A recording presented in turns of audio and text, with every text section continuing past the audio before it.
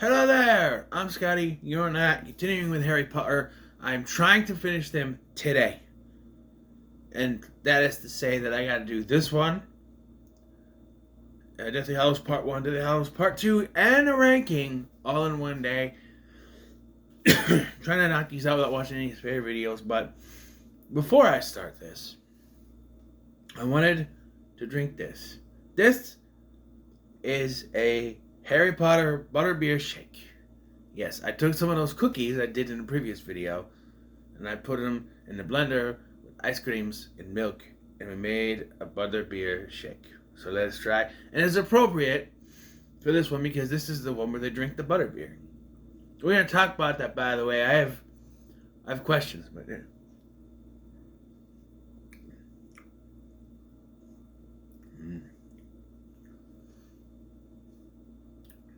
I only used 3 cookies.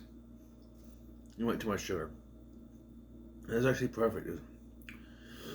Come on. Come on. I'm gonna pause it because I might end up gagging. No gagging.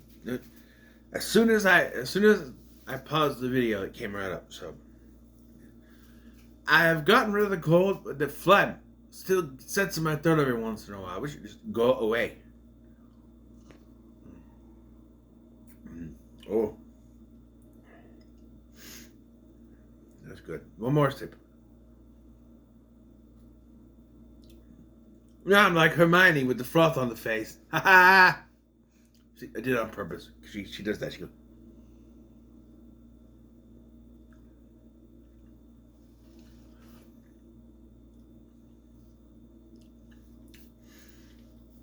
All right, so the 6th Harry Potter movie, based what am I, Mike Tyson? Based on the 6th Harry Potter book.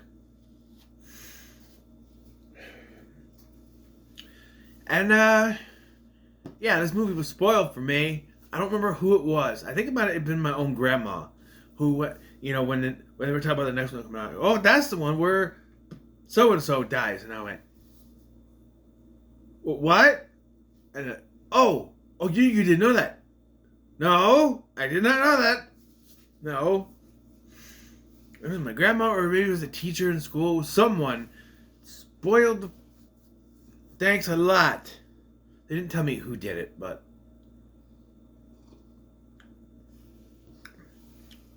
yes. Once again, we start with a big positive. No Dursleys. Apparently, there was a scene. Apparently, in the book, there's a scene with the Dursleys, but it was cut from this. Also, apparently, there was one in the 4th one. Only thing I can think of is after he has his dream in that one, beginning of that one, he wakes up at the Dursleys. That's the only thing I can think of. What else, other scene would it be in? I don't know. But they were in the last one. Just us. But yes, Harry is at a diner hitting on a waitress. Sir, you're 16. He's 16. He would have just turned 16 before going to Hogwarts. So at his 16th birthday, Harry's like, you know what? I'm going to get laid. I don't know. But the cock block that is Professor Dumbledore shows up and is like, how are you going to come with me? But Professor, nope, none for you. What a... Because he's like, I was wondering, she's like, I get off at 11. So much for that. It doesn't matter because we know who he's supposed to be with. And any of you who said Hermione, smack yourself upside the head because that's not, no. I know that it was like some early on in the movies, like, oh, he and Hermione should get together, but like, no, because I don't know.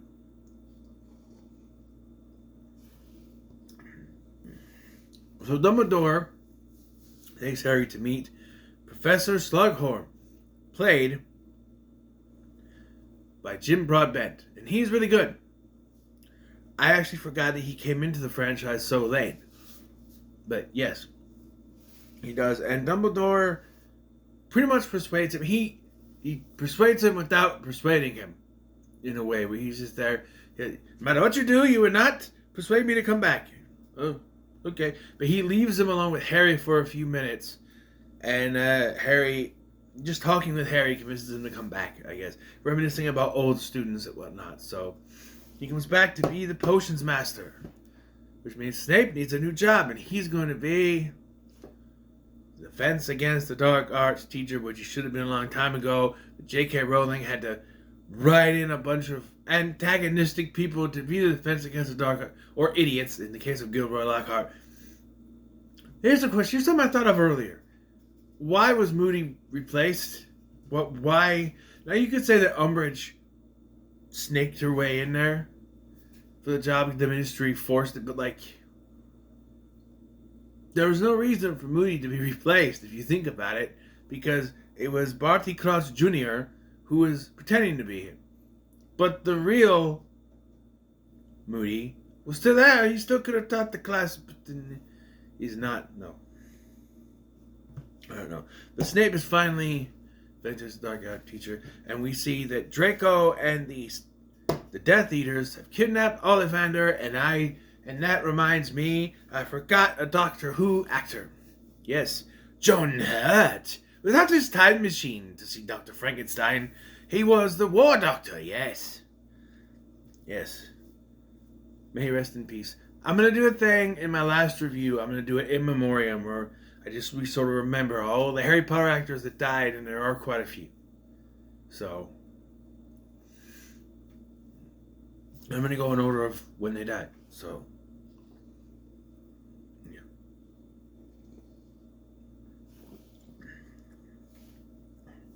So right away it seems Malfoy is up to something. That we go through the entire movie before we figure out exactly what it is. Because I have a theory.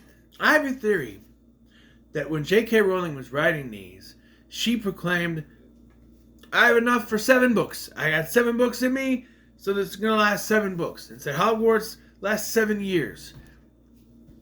And then got to the 5th book and it's like, well, shit. I ran out of ideas. So let's meander in Hogwarts for the entirety of the 5th one and do pretty much nothing productive to the end of the movie. And then this one, she said, let's just rehash the Chamber of Secrets, shall we? Because that's pretty much what it is. Henry finds a book, belongs to someone mysterious. He starts reading it. People tell him you shouldn't read it. You get flashback to Tom Riddle's life. Through memories, just like before it was dreams, but come on. It's pretty much the same kind of plot point from Chamber of Secrets. That if you really think about it, that's kind of, people are disappearing instead of getting petrified like in that one, but people are disappearing now. Yeah. I think if there was more of a real threat on Hogwarts, they put a spell around the school, And there are people getting cursed. It's like this one girl gets cursed, and Ron sort of gets cursed, but Harry, Gina said leaps in and saves him, because of course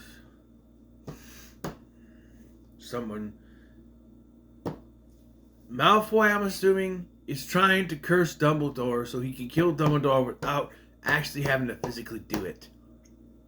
It's a smart way to do things, but it doesn't work, of course. I'm starting to not like the less screen time that Hagrid is getting in these movies. He was gone for most of the last one, and when he does show up, he's barely in it. And he barely does anything in this one, too. I don't know. Really doesn't,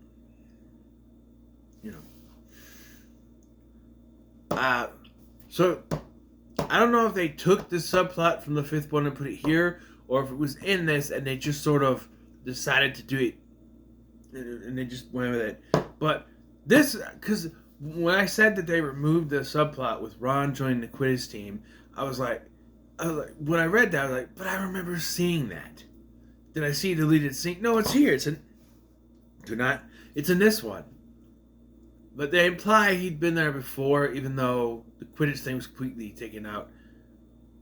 And again, this is one of the things you could have deleted. Same thing with the love triangle between him, Lavender, and Hermione. It's really a love square because there's this other dude, but excuse me, Hermione doesn't really care for him. She's just using him to make Ron jealous. And at first I'm like, because like Slughorn has these parties and he invites Harry and Hermione and Ginny, and like, but not Ron for some reason. But then there's a Christmas party and Ron is there, despite that Slughorn doesn't even really know his real name. He calls him Weldo or something like that. I don't know. Welbo. But like, yeah. And maybe Lavender was invited and he was her guest. I don't know. Like, I don't know. He's too. There's also another subplot. Some girl delivers Hacked chocolates to Harry that has a love potion in it, and Ron eats all of them and falls in love with her, so Harry has to take him to Slughorn. The only important thing that comes out of this is they find out that whatever the alcoholic beverage that Slughorn was going to give to Dumbledore was poisoned. Interestingly enough, he is not prosecuted for this because he said it was a gift. He's going to give it to Dumbledore, but we don't get any like, but did you curse this? I didn't. Did you do it? There's also Dumbledore wants Harry to get close to Slughorn because Slughorn has a memory they need to get a hold of. When they see the memory, it's been altered, and we found out later the only thing that was been altered is that the word has been blurred out. That's pretty much it. Oh, and the rest of the conversation, I guess, too. And again, I feel like she had to draw it out to 7 books. Because I always felt that the last 2 movies are everything you could have put in. You could have, I don't know.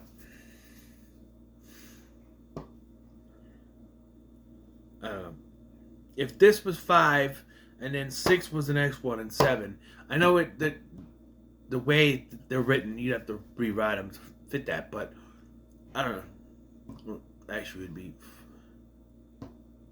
yeah, it would still be, well, because it's a 2-part movie. That's why I was like, wow, wait, how's it still 7?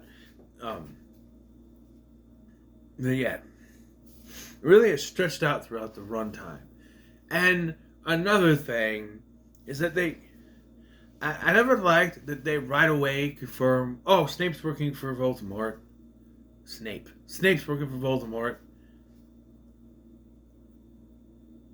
I feel like that should have been a twist for when, because Harry sees him and he's like, down underneath, and he comes up. For at the end, when the death of the character happens, that should have been when it's revealed to the entire audience. Or those who didn't read the book, like myself. But I don't know. Just to reveal it that he's working. That not only is he working for Voldemort, but he's also training Malfoy to be the one who kills Dumbledore. Yep, I said it.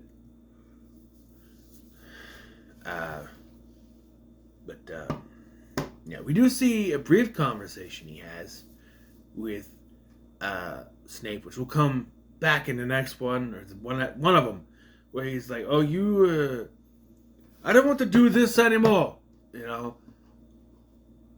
just a little bit longer or something like. Makes you think he doesn't want to fight anymore. You're thinking, well, that's because he's bad, All right, let's talk about the butterbeer scene. First and foremost, how are three 16-year-olds able to buy butterbeer? Now, you first think, oh, it's not really alcohol.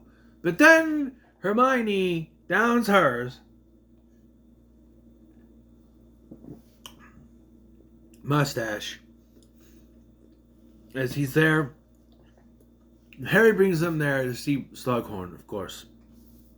He's like, oh, hey, Harry, and they're drinking a butterbeer. She downs hers. The very next scene, the three of them are walking, and Hermione is like this.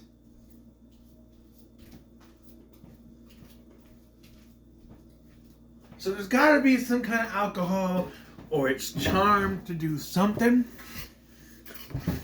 And remember, they're only 16. And I don't know the laws in England, or the Wizarding World for that matter. But I assume that, like, when it comes to alcohol, in England, the UK, I'm assuming maybe it's 18. Right? I may be wrong. Like, I don't know. 3 16-year-olds should not be able to drink alcohol in an open pub, nonetheless. Yet, there they are. That's the one thing I thought, oh, maybe it's not alcohol.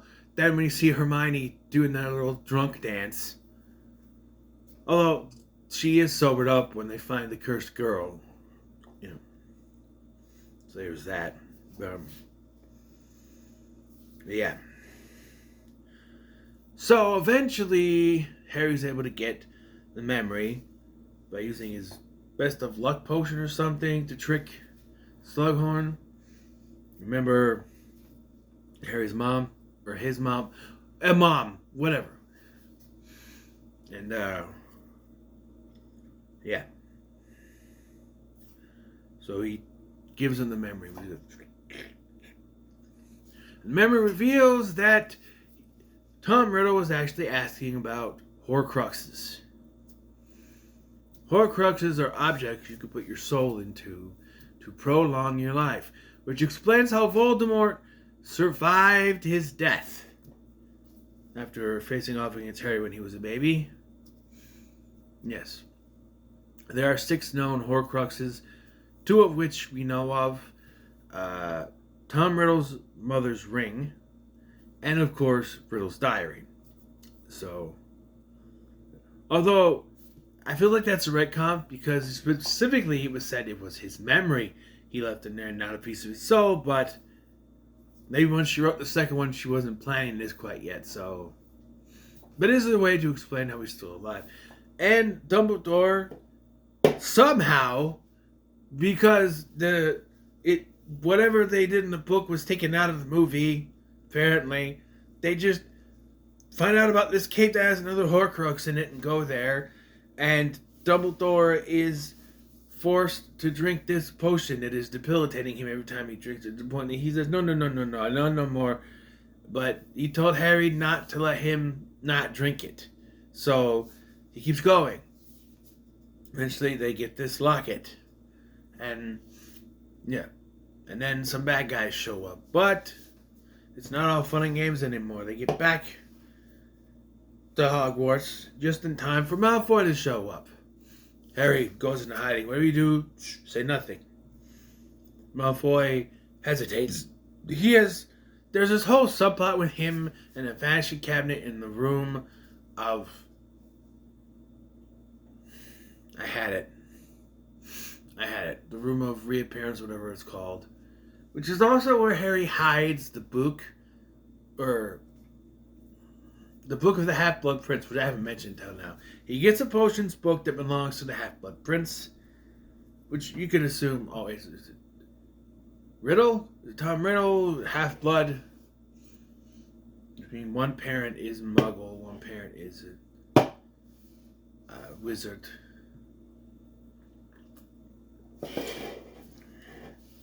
But, yeah. There's also a scene I want to point out. Harry goes to visit the Weasleys for Christmas, and they're all there. There's a scene. So, we have the love triangle with Ron and Hermione and Lavender, but also Harry's starting to think Ginny's looking pretty good. When they're at Slughorn's party, he stands up for her as a gentleman would stand up for a lady before they sit down, because he's British. And here, they're very close to kissing, but I gotta point out the awkwardness of the fact that she's in her bathrobe. They're only 1 year apart, but still. I also want to point out a continuity error. When they talk about the Chamber of Secrets, when he brings up the diary that was a Horcrux, Dumbledore says it was 3 years ago. Wrong. 4 years ago. Or this is the 6th book, right? So that's 2. That would be 4 years ago, not 3. Technically, it's like, this came out, 2009? 8 years ago? Technically, that came out in 2002. 8 years ago. So, because 9 and 9 is 18. I don't know why. Huh? 18. Why did I say that? First book came out in 2001. Right? 2002. This is 2009, so 2002. 3, 4, 2002, 2003, 2004, 2005, 2006, 2007, 2008, 2008, 2009. So yeah, 8. That's 7. Hold on. 2001, 2002. It'd be 2002, 2003. 2003, 2004. 2004, 2005. 2005, 2006. 2006 to 2007. 2007 to 2008. 2008 to 2009. So it's 7 years. But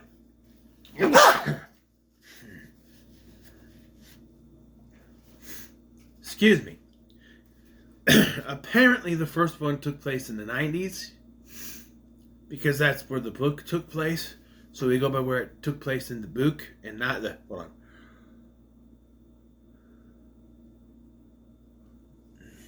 Pop my ears. Because they popped when I blew my nose. Now I'm out of tissues. I have more. I just matter of one in the box that's here. Anyway. So. Yeah. Been a continuity year. I don't know, 3 years. More like 4. Or 7. If you count by how old they are. There's even a scene where he's like, oh, you better need to shave there, Harry. He is supposed to be 16, even though Daniel Radcliffe was like 19 here. But I believe so. So yes. But yeah. Yes, that continuity error. But yeah, so we get this. Apparently there was also supposed to be a wizard battle that was cut from the movie version because they thought it would be too much like the end of the next one, which is 2 anyway, but like the next book, I should say. Because they were going to do adapt that next. It had been 2 parts, but So Malfoy is there. He's going to use it to he's got his wand out. He's going to use it.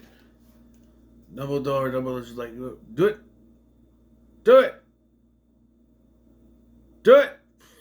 He just said,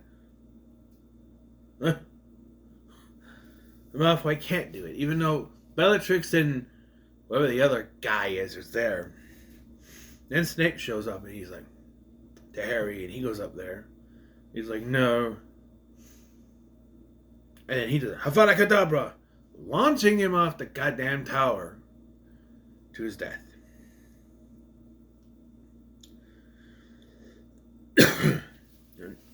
Here's the thing, though. Snape knows that Harry just saw that because he knows Harry is down there. So he just keeps walking. He doesn't note this. He doesn't tell any of the Death Eaters or Malfoy that Harry Potter is right down there. And Harry never even thinks of that. He's so full of anger, he doesn't think that, hey, wait, Snape didn't out him.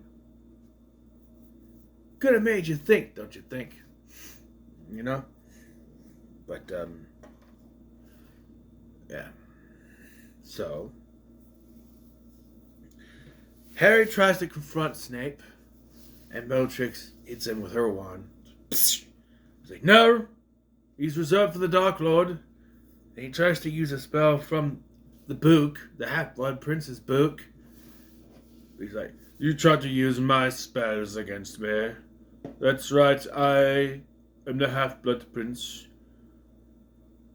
Even though I'm pretty sure the audience forgot all about that because it's about as important as the Goblet of Fire or the Order of the Phoenix in the previous two movies. Seriously, the last three titles of the movies are like the least important things in the movie. Goblet of Fire, it's brought up once, and we see it a couple times, but it's the least important thing to the plot of that movie. Order of the Phoenix, brought up once, maybe twice. They're introduced and play no real part in it until the end of the movie. Right? And here, the Half-Blood Prince. It's intriguing, what is it? But then no one really talks about who the Half-Blood Prince is, except for maybe one conversation towards the beginning when Harry gets the book. Otherwise, and yes, if you haven't caught on, I am saying book to sound like Karen Gillan does in Doctor Who. Oh, it's only a book.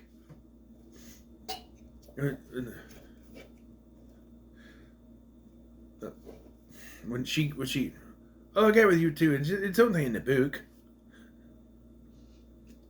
I like saying it like that, book.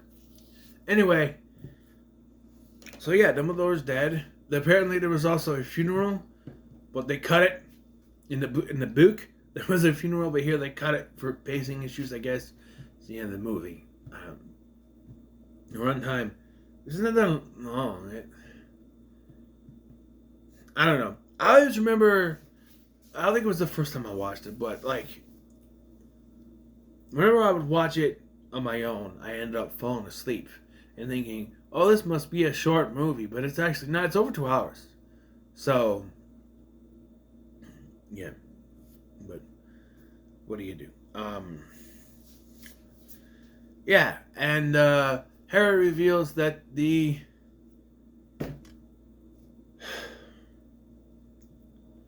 locket that Dumbledore debilitated himself. And that's another thing. This whole thing of Dumbledore being killed is very reminiscent of Professor Arturo in Sliders. Neither of them are at 100% when they are confronted by their respective villains. In this case, Snape. In that case, Rickman. Although, but Dumbledore doesn't even fight back here. As for Arturo, he sacrifices himself. You know, if Dumbledore sacrificed himself, I could draw comparisons. But not really. He doesn't fight back, but it is not necessarily a sacrifice. But we find out that the locket that Dumbledore debilitated himself for was fake. Which renders that whole plot point pointless. Thanks, J.K. Rowling. I mean, hey, people who write these, you can change some things other than deleting scenes. You can change things, to, I don't know, make sense. But I get it. It's a part of the book. It's a part of the story. So, yes, R.A.B. has this Horcrux. It hadn't already been destroyed. So, yeah. So there's that. And I have a question. I was thinking of that. I just thought of this. So, when Harry has the riddle, the diary, the riddle, the diary in the second one, it has a memory of Tom Riddle in it. We find out now it's because his soul is in it. So does that mean that every item it's a Horcrux, every Horcrux, you could just summon a version of Voldemort? If that's the case, you'd have, like, besides the one we have, you'd have the two are taken care of. One is in the hands of this RIB dude. It means there are three others. And technically, and I won't go to spoilers, but technically there are actually 7 Horcruxes. There's one more you do not know about, but has been obvious since the very beginning of the books. But I will not divulge. Harry resolves to find the rest of the Horcruxes and says that he's not going to come back to Hogwarts. He's going to go out there and get it. And then Hermione volunteers Ron and herself to go with him. Poor Ron, he's just sitting there. He'd been poisoned. He got out of the infirmary. He broke up with Lavender. Well, she broke up with him because when he was sitting there, laying there all sick, he called for Hermione, which makes sense. And they started hinting at something between them, starting with the second one and moving forward. And they take so long to get to that because, again, I feel like J.K. Rowling had to stretch things out to 7 books because she said it was worth 7 books, and then realized she was wrong but couldn't admit it, so she stretched out to 7 books. Hell, isn't there an 8th book, right? The Cursed Child? Is that a book or is that I think it's a book. They should just make that into a movie and not worry about the stupid TV show. Although I don't know how well it would work because Daniel Radcliffe, I think, said he wouldn't come back. He's moved on from that, which I guess. I don't know. Anyway, so yes, they resolved to get the rest of the Horcruxes, much like the end of the last one. It's sort of open-ended. This one more so than the last one. It's open-ended now. Yeah, because they're trying to connect them more, I guess. It's the same director, David Yates. No, David Yates didn't direct the last one, did he? Let me see. I feel like it wasn't. It fell down, didn't it? Ah! My belt buckle. He did. So, yeah, David Yates. Same director. And that's why he leaves it on a cliffhanger. He's trying to connect all these movies. Then he comes back for the next. He comes back for the next 2 as well as Fantastic Beasts. We're not talking about those. Because I decided, much like The Hobbit, they can wait. So, Harry Potter and the Half-Blood Prince. It's the middle of the road for me. It's the middle of the road. The show. I don't know. I was into it. I did have some laughs. You know, they did inject some of that humor Harry Potter is famous for, but... Fred and George. They now have their own gift and gag shop in Diagon Alley. That's the only appearance of Fred and George here. They're not in school anymore because they graduated. The previous year was their 7th year because they turned 17 and then went, they'd be 18 now. And they just have a shop on Diagon Alley, I guess. Yeah. Whatever. It is what it is. So, what are your thoughts on Harry Potter and the Half-Blood Prince? Let me know in the comments. Make sure to like, share, subscribe. Thank you for watching. I'm Scotty, and I'll see you in the next one.